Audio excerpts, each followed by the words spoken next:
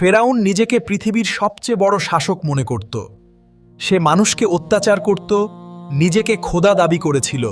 তারপর আল্লাহ তাআলা হযরত মুসা আলাইহিসসালামকে সত্যের দাওয়াত দিয়ে পাঠিয়েছিলেন।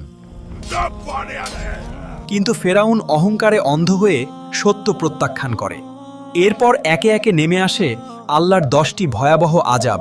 মিশরের নদী ও কূপের পানি রক্তের মতো লাল হয়ে যায়। মানুষ পানির জন্য ছটফট করতে থাকে। এটি প্রথম আযাব। হঠাৎ হাজার হাজার ব্যাঙ ঘরবাড়ি, রান্নাঘর, বিছানা সব জায়গায় ছড়িয়ে পড়ে। দ্বিতীয় আযাব ছিল এটি। মানুষের শরীরে অসংখ্য উকুন ও ক্ষুদ্র পোকা ছড়িয়ে পড়ে।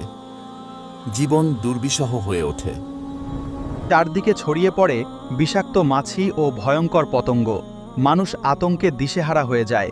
এটি ছিল চতুর্থ আযাব। গরু, ছাগল, ঘোড়া ও উটসহ অসংখ্য পশু মারা যেতে থাকে। এটি ছিল পঞ্চম আযাব। তবুও ফেরাউন শোধরাল না। এরপর শুরু হলো ষষ্ঠ আযাব। মানুষের শরীরে ভয়ঙ্কর ফোঁড়া ও ঘা দেখা দেয়। যন্ত্রণায় তারা চিৎকার করতে থাকে। সপ্তম মহাবিপ্লব শুরু হলো। আকাশ থেকে শিলা ও আগুনের এক ভয়ঙ্কর ঝড় নেমে এলো। সব শেষ হয়ে গেল, আমরা এখন কি খাবো? অষ্টম অভিশাপ নেমে এসেছে।